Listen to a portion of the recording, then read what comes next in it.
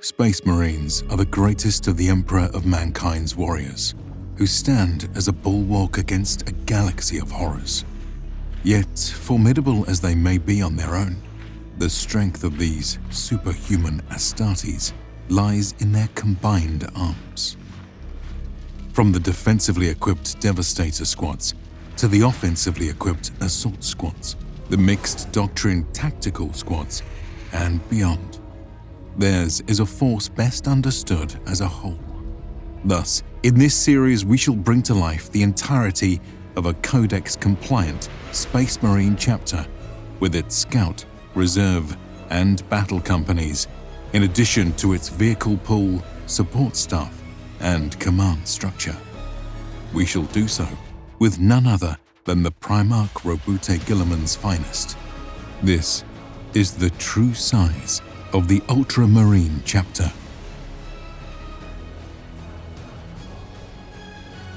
You can organize your own unsanctioned warhost with today's sponsor, Warhammer 40,000 Rogue Trader. It's an isometric CRPG from Alcat Games, which sets players loose in the poorly charted Coronis Expanse. Here you begin by customizing your own upstart rogue trader, ready to make a name for themselves on the fringes of Imperial control. Assemble a team of diverse characters, including unsanctioned psychers, servants of the Inquisition, and even wayward Space Marines to fight against the rival factions and monsters which stand in your way. Then, load your crew aboard a personal void ship to explore the stars, fight space battles, and take control of worlds for your own expanding domains. But beware the corrupting influence of chaos. In these endeavors, it's clear that Alcat Games has learned a lot from community feedback on their prior Pathfinder titles.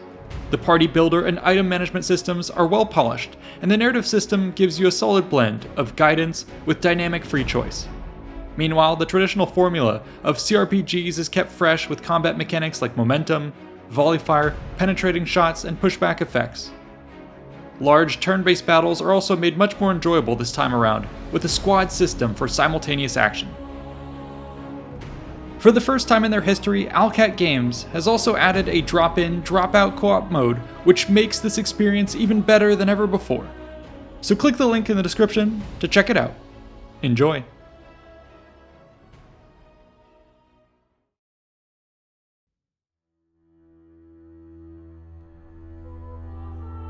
The Imperium of Man spans much of the known galaxy.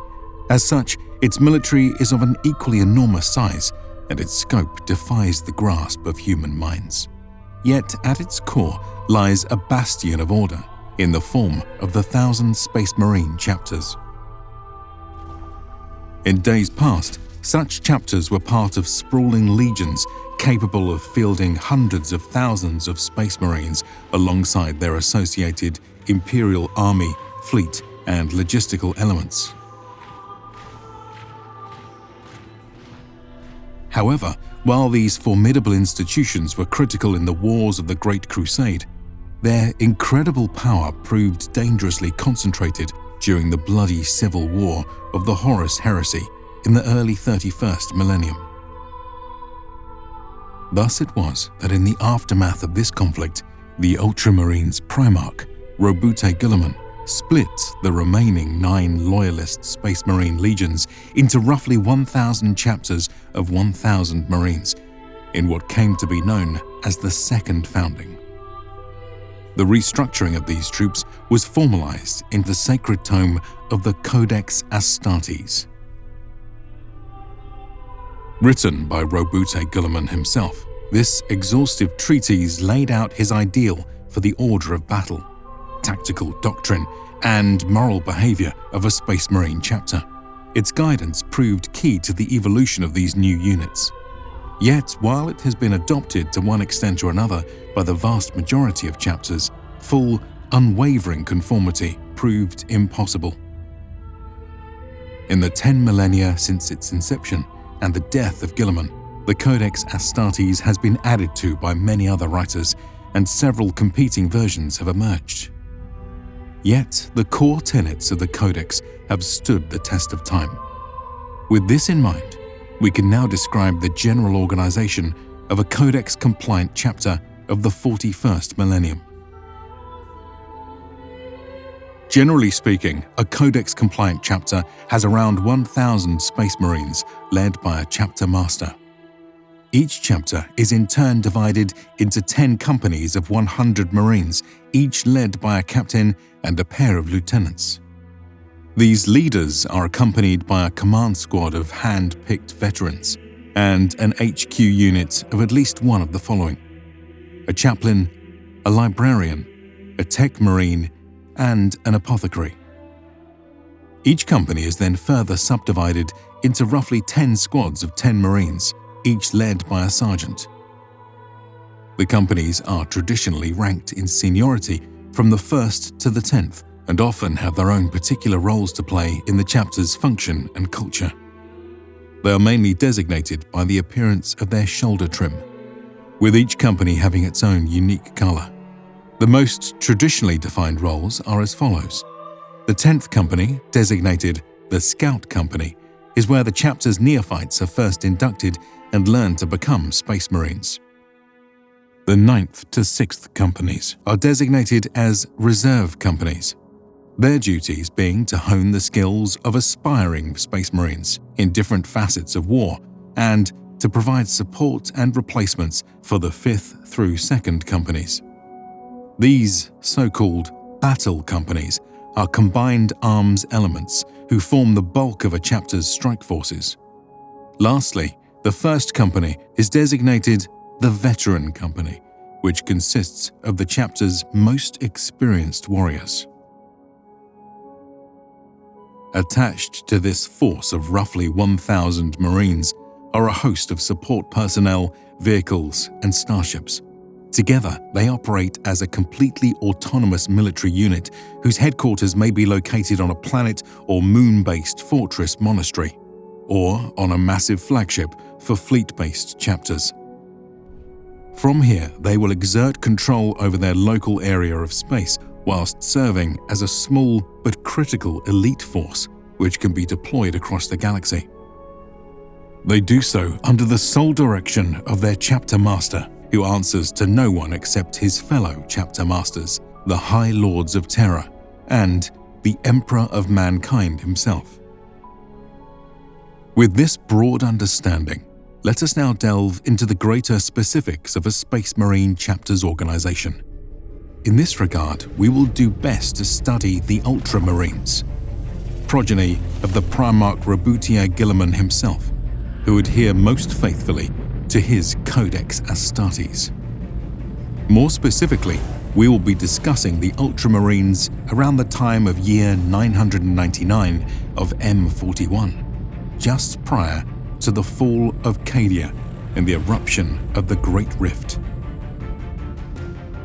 We shall begin with the ascension of a new recruit as he prepares to undertake the long and arduous journey through the ranks of the Brotherhood.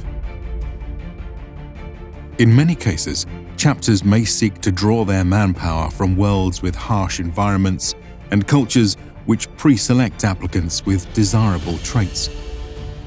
There are, however, exceptions to this rule. In the case of the Ultramarines, they maintain several prestigious academies across the realm of Ultramar, dedicated to the training and education of youths, from whence candidates are then drawn. Such recruits will be mortal boys who must now undergo the harsh trials of an aspirant. Those who pass either an exposure trial or the less common challenge trial may now be deemed worthy of starting their training in the chapter proper and are inducted into its ranks as a neophyte. However, this is but the beginning of their toils, and many will not survive the grueling tests which follow. Yet, those who do are granted the honor of finally becoming a true Space Marine. This transformation is a literal one, which involves a neophyte being implanted with their chapter's first set of 19 unique gene seed organs. Such carefully maintained marvels of genetic engineering will grant the recipient a range of superhuman abilities. Yet the process is a trial unto itself, with many being crippled or killed in the attempt. Survivors who finally emerge from the medical chambers will now do so as battle brothers, ready to begin their service to the chapter. Here they will join as a scout in the 10th Company, the Scions of Ultramar, under the command of Captain Antilochus. The entirety of the 10th is composed of scout squads.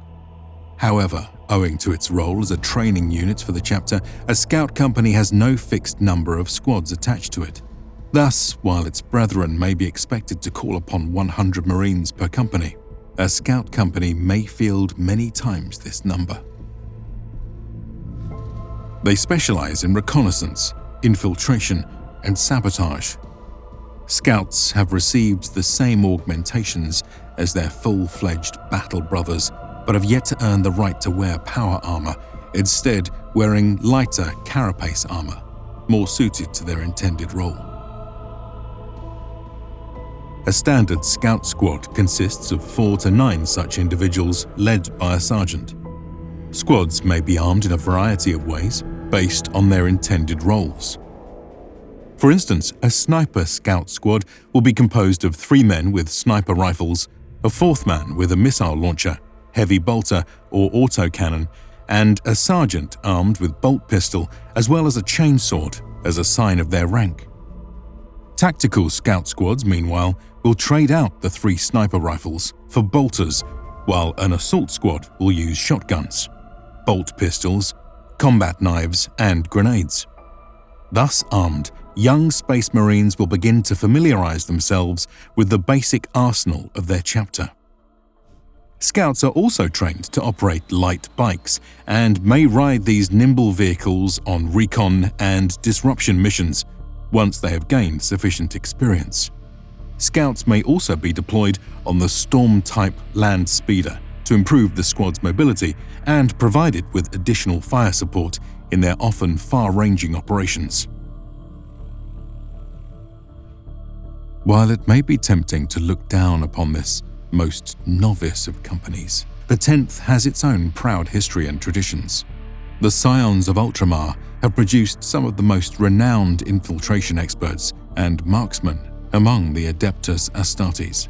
Indeed, many of the most veteran men of a company may spend years embedded in this unit as a means to train up its youngest neophytes. Once a Marine has earned sufficient experience as a scout, he will finally be implanted with his black carapace, which serves as a neural control interface that enables the full use of power armor. Thus equipped, he can now begin his journey through the ranks of the reserve companies. This starts with the 9th Company, the Stormbringers, led by Captain Sinon. It is a dedicated heavy support company composed of 10 Devastator squads.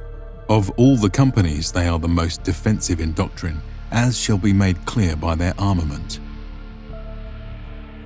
Each Devastator squad consists of a sergeant and up to 9 Marines. 4 are designated as heavy weapon specialists, with the rest acting as support. While the latter carries the typical bolter, pistol, and grenade, the former brings to bear a far heavier arsenal, which includes heavy bolters, las cannons, plasma cannons, multi-melters, missile launchers, and grav cannons. The squad sergeant is given additional heavy weapons training, making him an expert in the use and coordination of these mighty armaments. Sergeants will not, however, carry a heavy weapon themselves, and instead are equipped with their usual chainsword and some form of ranged weapon. Such Devastator squads may act as generalists who deploy a range of weaponry to meet any foe, or may act as specialists with gear designed to counter a particular enemy type, such as heavy armor or massed hordes. Thus, in the words of the Primarch Robute Guilliman, quote, "A Devastator's reach shall be without limit, and his touch without mercy. Fire shall roar from his fingertips, but it shall consume him not. Thunder will roar when he calls, yet it will swallow him not. Wherever he stands, That shall be his fortress of righteousness. These Devastators will be further reinforced by their vehicles. A prime example is the Centurion-class warsuit, which has only recently been seeing more widespread adoption. This exoskeleton fits over a Marine's armor, further protecting them with ceramite plates and granting him the ability to wield even more formidable weaponry. Centurion pilots are often drawn from the most veteran of the chapter's Devastator squads, and from there may be deployed alongside the 9th, depending on the situation. Like all of the following companies, the 9th also maintains a force of transports ranging from the small, nimble land speeders to the large, plodding Rhino and Razorback APCs. Additionally, the 9th may count on the support of Dreadnought combat walkers and Whirlwind artillery tanks. These, and the rest of a company's vehicle needs, will be drawn from the chapter armory, which we shall discuss later. After serving in the 9th and proving themselves capable of holding their ground against any foe, a Marine will next move to the 8th Company, where they shall learn the art of the offense. Within the Ultramarines chapter, they bear the title the Honor Blades and are led by Captain Joris Numitor. It is composed of 10 assault squads, the primary close combat and assault specialists of the Ultramarines. Each assault squad consists of a sergeant and up to 9 Marines, who will usually be equipped with jump packs to greatly enhance their mobility and allow for devastating aerial attacks. Assault Marines are primarily armed with a combination of bolt pistol, chainsword, and frag or crack grenades. 1 or 2 Marines may be assigned a flamer to improve the squad's close-range firepower. Sergeants, meanwhile, are permitted a greater variety of war gear owing to their superior rank. In addition, they are bolstered by an upgraded comms package to allow them to operate efficiently whilst well ahead of the main army. Such assault squads are among the most mobile of Space Marine units, being used for a variety of roles including reconnaissance in force, decapitation strikes, and counter-assault missions. Their fearsome reputation precedes them, as was the intent of Robutier Guilliman, who declared of the assault marine, quote, "He shall descend upon the perfidious foe as an angel of judgment from on high.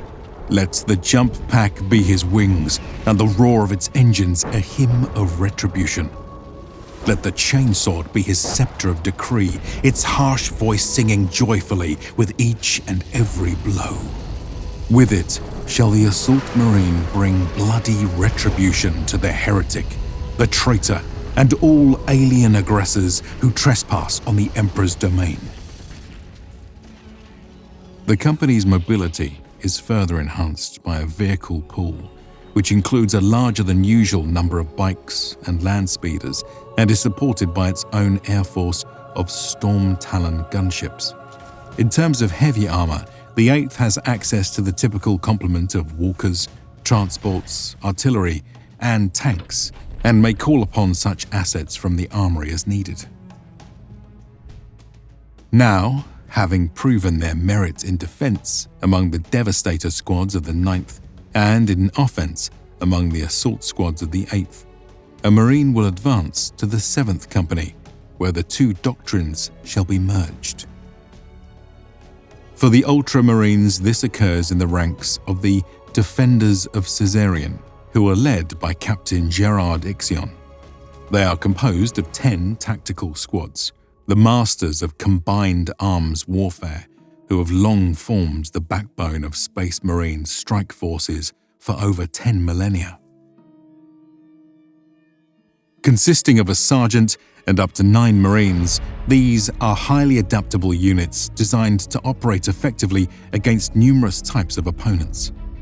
As such, the majority of the squad is equipped with a bolt gun, bolt pistol, combat blade, and grenades. For improved firepower and flexibility, 2 of its members may be equipped in the manner of Devastators with special weaponry such as flamers, melter guns, plasma guns, and grav guns. As usual, sergeants have access to a wide variety of different war gear, such as combi weapons and powered close combat weapons, although they often go into battle armed with a bolt pistol and chainsword. Yet, as the Primarch Roboutier Guilliman reminds us, quote, "But these are mere tools. A tactical marine's true weapons are his courage, his wits, and his dedication to his brothers. He will bring his foe to battle in a manner and time of his choosing, never himself caught unready or ill-prepared for the task at hand. In defense, he shall be stalwart as the mountain, a bulwark stood firm against the enemies of man. In attack, he shall strike with the wrath of the immortal Emperor, felling the foe without mercy, remorse, or fear." In terms of vehicle support, this company can call upon the usual complement of dreadnoughts, transports, and tanks. But for even greater flexible deployment, the 7th also maintains a permanent pool of land speeders, as dictated by the Codex, providing the chapter with a ready force of specialists in these nimble combat skimmers. Battle brothers who continue to prove themselves will now make their way into the 6th Company. Within the Ultramarines, this last unit of the reserve companies is known as the Brethren of the Forge and is led by the famously aggressive Captain Maximus Epithus. The 6th is in many ways a mirror of the 7th, in that it also consists of 10 tactical squads. However, its members are more experienced and leverage these skills for a doctrine of armoured spearhead assaults. As such, they make great use of APCs to rapidly manoeuvre its infantry, while being supported by dreadnoughts, battle tanks, mobile artillery, and gunships requisitioned from the armory. Such is the extensive mechanized training of the brothers who serve in the 6th, that their ranks will be called upon to provide an honor guard to watch over the chapter armory within the fortress of Hera, and many such men will go on to become future tech marines. Should a space marine survive their long and bloody journey through the scout and reserve companies, a service which will take years if not decades to achieve, he will finally be granted the honor of advancing to the battle companies. We shall delve into their ranks in part 2 of this series, but you can get sneak previews and grab HD downloads of all our art by joining our Patreon or becoming a member of this channel. A huge thanks to our current supporters, as well as the researchers, writers, and artists for making this episode possible. We couldn't have done it without this team and this community.